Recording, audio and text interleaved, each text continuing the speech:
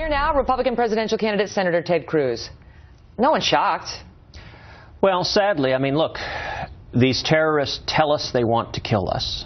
And the Obama administration ignores what they say. They release him. They've released other terrorists. They've released senior Taliban leaders. And they turn around and they take up arms and they go back to trying to kill us. And you know what? American soldiers may well lose their lives trying to capture her or kill him a second time.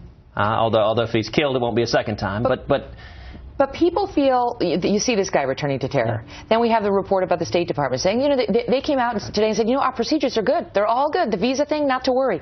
Well, you let in a terrorist who killed 14 people, so they're really not all good. And people are feeling very disconcerted about whether our government is doing the right things to protect us.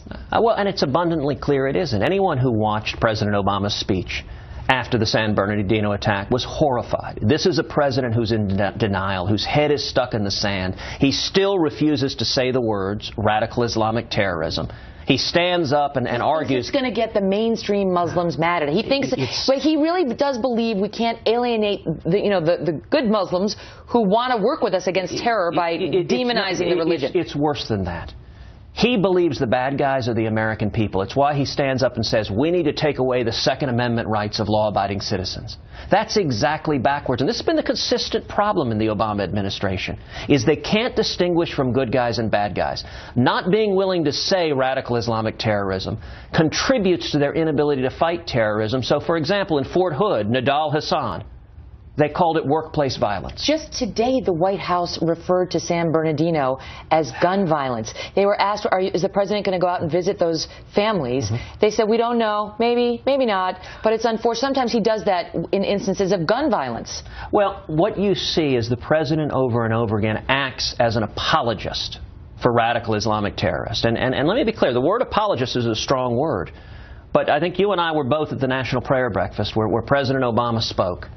And it was the day after the Jordanian pilot was lit on fire by ISIS. Remember, the King of Jordan had to fly back because of that terrorist attack. And President Obama got up and he analogized ISIS's crimes. He said, well, Christians and Jews kill people too. And he compared it to the Crusades and the Inquisition. The last I checked, those ended hundreds of years ago. It's not asking too much to keep them in the present millennium. And that is exactly the argument ISIS uses. When the president gets up and gives a rational justification. You know, John Kerry said the Charlie Hebdo terrorist attack was understandable. No, it was not. It was evil. It was grotesque. And we need a commander-in-chief who stands up to defeat it. Kerry did say it, but he walked it back. Let me ask you about the NSA. We've talked about this before. But now Rubio and others are hitting you, right? Because they point to the fact that out in California that let me get it right. Just 4 days before the terrorist attack, the USA Freedom Act, which you supported, which replaced basically the surveillance program we had with the NSA, limited our access to critical information. Because of that new act, which you supported, which many Republicans did not, we can now potentially only get 18 months worth of this guy's phone records as opposed to 5 years, which we could have had under the act which you opposed. Well, look, these attacks are silliness. You're right that Marco Rubio's super PAC is spending $200,000 running attack ads directed at me. And these attack ads are suggesting that I, along with Senator Mike Lee and Tim Scott and Chuck Grassley and the National Rifle Association, that somehow conservatives in the House and Senate were responsible for the Paris terror attack.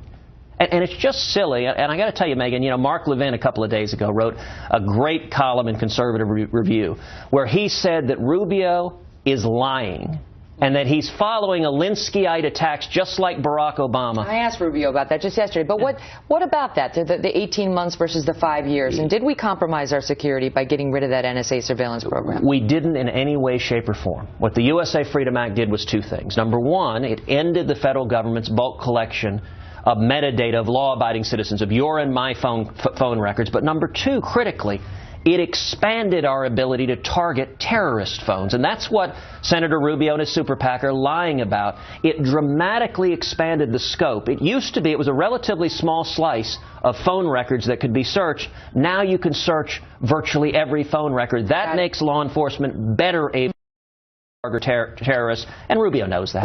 Last question quickly. Behind closed doors, you said that the question of judgment is challenging in the presidential race for Donald Trump.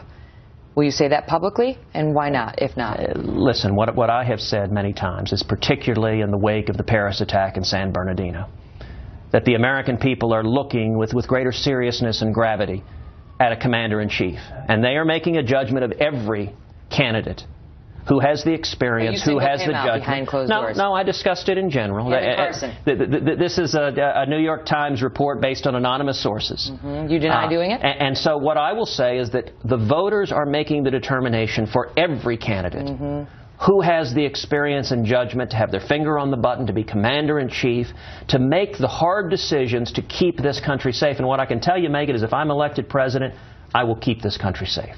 Senator Cruz, great to see you. Thank you, Megan. Thanks for being here.